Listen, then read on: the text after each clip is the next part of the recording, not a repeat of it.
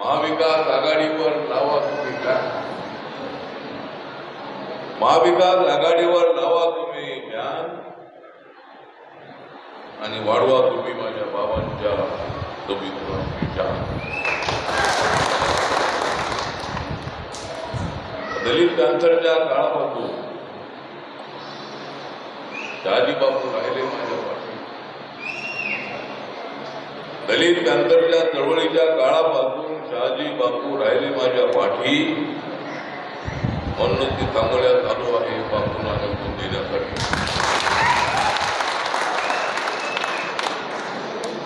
जय भीम तर आहे माझ्या गाठीशी, जय भीम आहे माझ्या गाठीशी. मी का राहणार नाही बापूंच्या पाठीशी. राजते शहाजी बापूंच्या प्रचाराच्या निमित्ताने ज्या शहाजी बापूंनी या भागाचा विकास केला, गावागावाशी त्यांनी आपले संबंध जोडलेले आहेत. जवळजवळ 100 कोटी रुपये त्यांनी या भागासाठी आणलेले. 12 कोटी रुपये जे आहेत ते आपल्या दलित समाजाच्या बुद्धविहार आहेत, काय रस्ते आहेत, त्याच्यासाठी त्यांनी दिलेले आहेत. आणि शहाजी बापू म्हटलं की चळवळीमधला नेता, जबरदस्त अशा पद्धतीची भाषण शैली असणारा नेता, विधानसभेमध्ये आपल्या मतदारसंघाची बाजू खंबीरपणे मांडणारा नेता, मराठा समाजात असला तरी सुद्धा बाबासाहेबांच्या बद्दल प्रचंड प्रेम ठेवणारे बापू. 2 वेळेला या भागाचा खासदार म्हणून राहण्याची संधी मला मिळाली. मी शिर्डीला गेलो नसतो तर कदाचित 3ऱ्या वेळेला सुद्धा माडा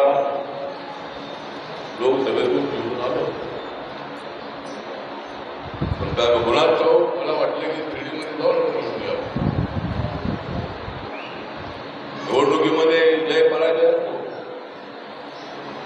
पण चळवळीची संमत ठेवणारे आम्ही लोक आहोत.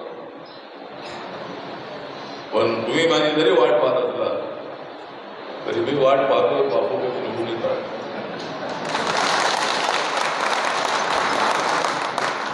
एकनाथ शिंदेच्या खात्याला खाता जवळजवळ 40 आमदार शिवसेनेतून एकनाथ शिंदेच्या सोबत आले. मान्य उद्धव ठाकरे नाही जबरदस्त अशा पद्धतीचा धक्का बसला. त्याला वाटलं का आपण स्वप्नामध्ये आहोत की काय. 40 आमदारांना घेऊन ते गेले गुवाहाटीला.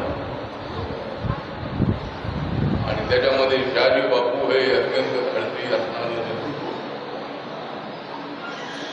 आपण नरेंद्र मोदींच्या सोबत जायला हवं विकासाच्यासाठी. बाळासाहेब ठाकरे अनेक वर्ष बीजेपीचे यासोबत राहिले. काँग्रेस राष्ट्रवादीचा त्यांनी सातत्याने विरोध केलेला असताना सुद्धा माननीय उद्धव ठाकरे यांनी काँग्रेस राष्ट्रवादी बरोबर जाण्याचा निर्णय घेतला. चुकीचा निर्णय घेतला, पार चुकली. 2.5 वर्षानंतर 40 आमदार, 56 आमदारांपैकी 40 आमदार घेऊन एकनाथ शिंदे. एबीपी माझा, उघडा डोळे बघा नीट.